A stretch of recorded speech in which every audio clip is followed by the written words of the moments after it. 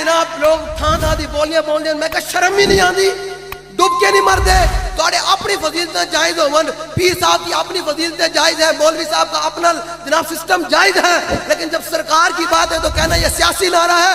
کاش کہ بخاری شریف کھول کر پڑھی ہوتی، یہ صحابہ نے بھی نعرہ لگایا، یہ گو نے بھی نعرہ لگایا، یہ حضور کے قدم مبارک حضرت یعفور نے بھی یہ نعرہ لگایا، حضرت ابو ذر غفاری نے بھی یہ نعرہ لگایا، بلال حبشی نے بھی یہ نعرہ لگایا۔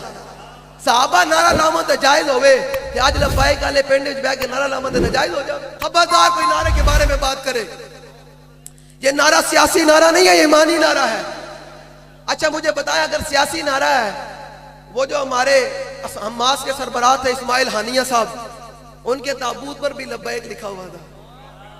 جنہیں لوگ کہتے تھے نا یہ لبائک کا نعرہ سیاسی، انہوں نے گٹر منہ پا لینا چاہیے تھا۔